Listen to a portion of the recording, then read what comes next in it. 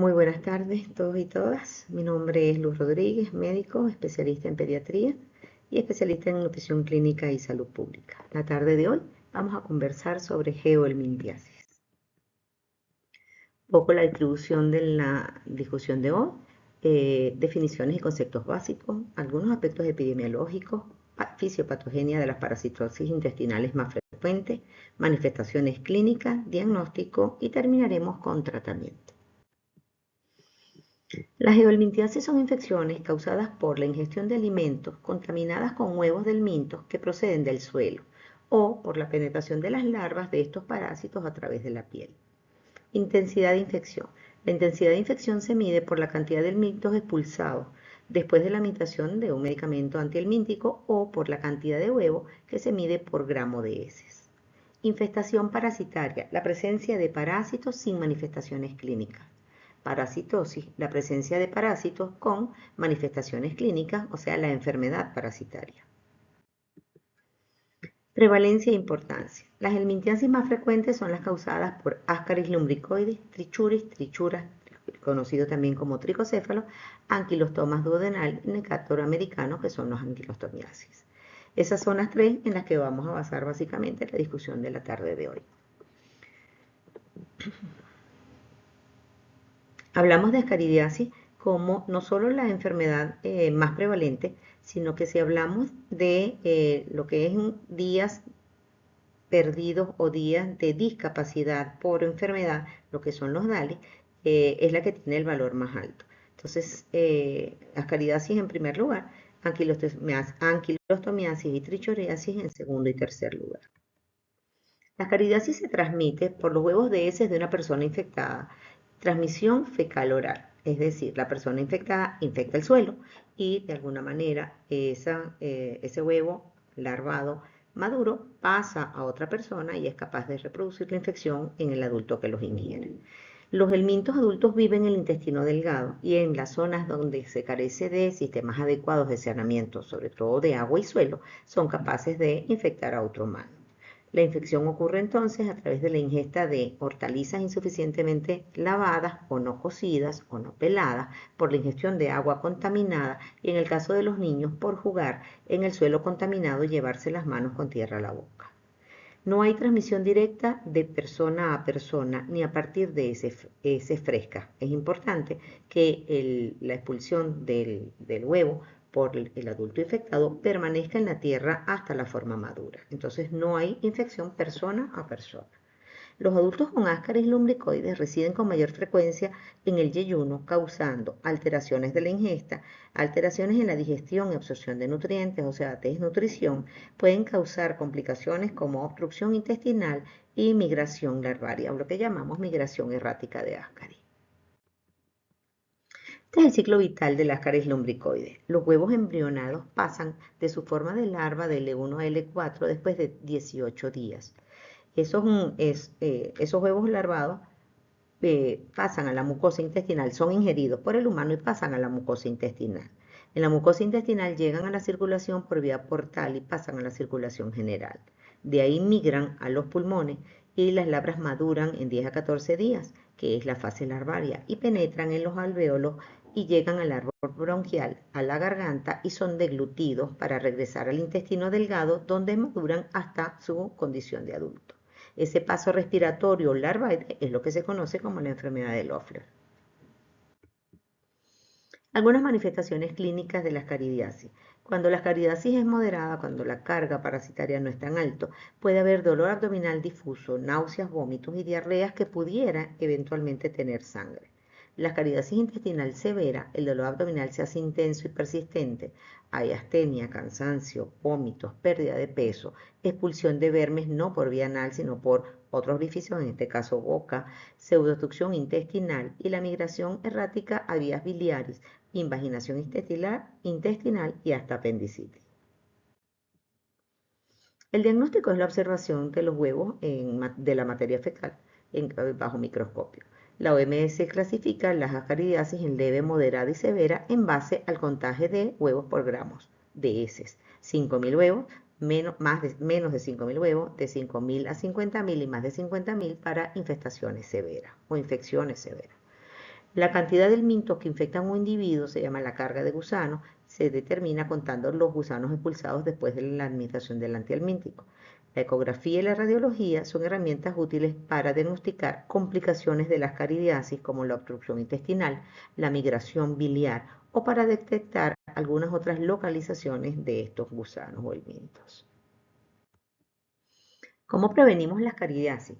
Bueno, con adecuada disponibilidad de agua para uso de la higiene personal, con saneamiento y educación para promover el uso de letrinas, de modo que las heces de las personas infectadas no caigan a la tierra y no involucren a otros seres humanos.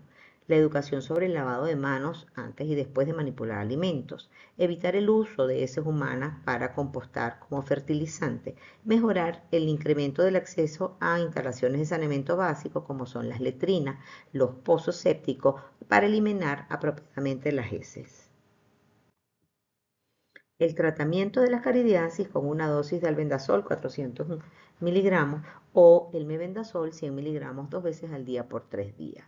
Eso cuando estamos tratando. Cuando se hace a nivel poblacional, lo que llamamos quimioprofilaxis, el albendazol se da una dosis única de 400 miligramos o el albendazol se pueden dar dosis únicas también de 500 miligramos, solo si son niños mayores de 1 año y viven en áreas donde se presume alta prevalencia de infecciones parasitarias. Para los niños menores de 24 meses, mayores de 1 año, se puede hacer la media dosis de albendazol, que son 200 miligramos en dosis única. El segundo parásito del que vamos a conversar es la trichura, o la trichuriasis como enfermedad, trichuris trichuris como agente causal. La infección intestinal del tricocéfalo se produce cuando los huevos eliminados por las heces de un huésped infectado son ingeridas por otra persona. Volvemos a transmisión fecal-oral. Los huevos ingeridos llegan al intestino delgado, de ahí pasan al colon ascendente donde se convierten en adultos y es ahí donde producen daño. Infiltran la mucosa del ciego y dan lugar a inflamación, edema y hemorragia.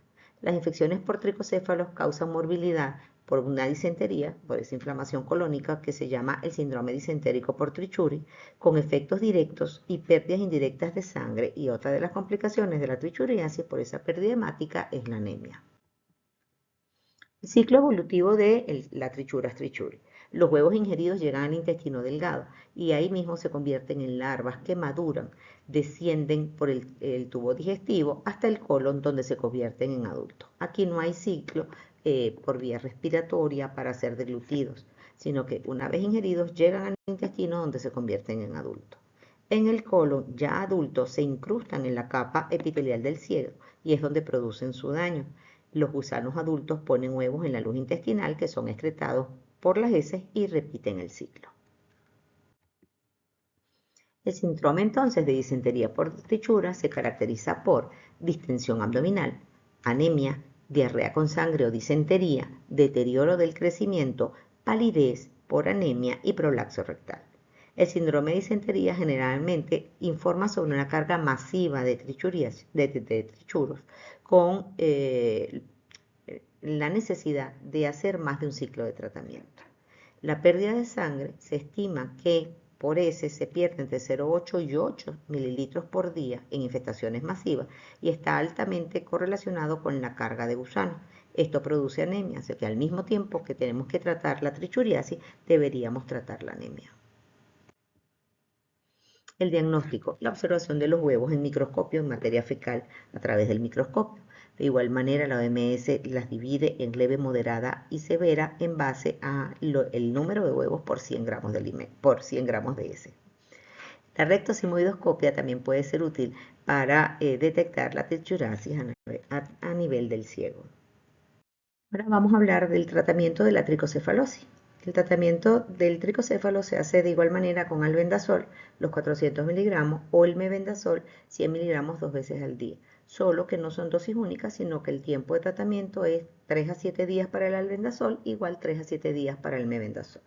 Si hablamos de quimioprofilaxis, lo que es tratamiento de barrido, tratamiento en masas o en grupos poblacionales, una dosis única de albendazol de 400 miligramos o una dosis única de mebendazol de 500 miligramos para niños mayores de 1 año que habitan en zonas donde se presume alta prevalencia de parasitosis. Por último, vamos a conversar sobre anquilostomiasis, la anquilostoma duodenal y el Decatur americano. Las anquilostomiasis son una de las enfermedades más esparcidas a nivel mundial. Se estima que 428 millones de personas están infectadas por anquilostoma y en función de los años de vida perdidos por discapacidad, es una de las enfermedades que producen daño, secuela y discapacidad y se habla de alrededor de 1.7 millones.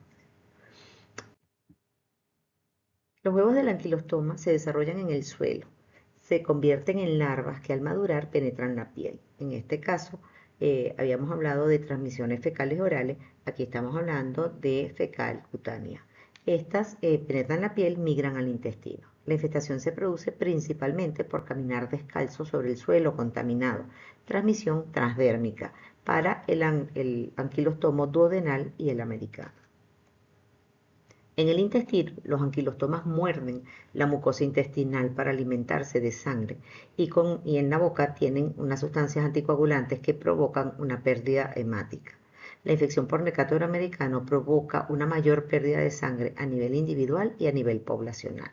Otras secuelas de la infección por anquilostoma incluyen las úlceras y la inflamación debido a la acción mecánica del parásito sobre la mucosa del intestino. El ciclo evolutivo. La larva madura, que es la larva filariforme, penetra la piel a través penetra la piel y llega al torrente sanguíneo, al corazón y a los pulmones. Esta larva penetra los alveolos pulmonares y asciende por el árbol bronquial. Es deglutida y en el intestino delgado madura y se transforma en el adulto. Estos parásitos adultos se fijan a la mucosa intestinal donde producen el daño. Al mismo tiempo, ahí es donde producen los huevos que son eliminados a través de las heces. En el suelo, el huevo eclosiona y se convierte en larva que se desarrolla hasta el estado infectante, que es el que es capaz de penetrar la piel e infectar a otro ser humano. Las manifestaciones clínicas entonces serán la irritación de la piel por el sitio de penetración, dolor abdominal, diarrea, pérdida de apetito, pérdida de peso, cansancio, dificultad respiratoria, cardiomegalia, alteraciones del ritmo cardíaco y retrasos del crecimiento. El diagnóstico es la identificación de huevos del anquilostoma en el microscopio de heces frescas. Los métodos cuantitativos de recuento, que es el método de Kato-Kac, se utiliza para determinar la intensidad de infección. De igual manera, la OMS cataloga las infestaciones en leves, moderadas y severas, dependiendo del contagio de huevos por gramo de heces. En la endoscopia digestiva superior se pueden ver los anquilostomas en el intestino delgado, adheridos a la mucosa intestinal, así como los sitios de sangrados causados por el parásito. Prevención y tratamiento. No caminar descalzo en áreas donde se supone están infectadas por parásitos, en este caso por el anquilostoma, y donde pueden haber heces humanas contaminadas en el suelo. Los sistemas eficaces de eliminación de aguas residuales, no defecar al aire libre, mejorando las instalaciones con el uso básico de letrinas o pozos sépticos para eliminar apropiadamente las heces humanas. Si queremos hablar del tratamiento, tenemos que el anquilostoma responde al mebendazol 100 miligramos 2 veces al día, 7 días o 3 a 7 días, y al vendasol 400 miligramos una dosis o mebendazol 100 miligramos 2 veces al día por 3 días. También se estila el pirantel como una de las indicaciones del tratamiento de la anquilostomiasis, 11 miligramos por kilo por dosis, una vez al día por 3 días seguidos. Adicionalmente al tratamiento antiparasitario hay que iniciar el tratamiento de sales de hierro porque dijimos que era una enfermedad altamente anemizante.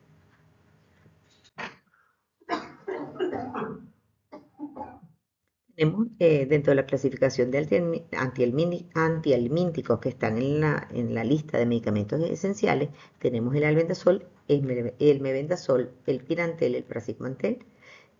Para filarias tenemos básicamente albendazol y ivermectina y antiesquistosómicos tenemos praziquantel y la oximiniquina.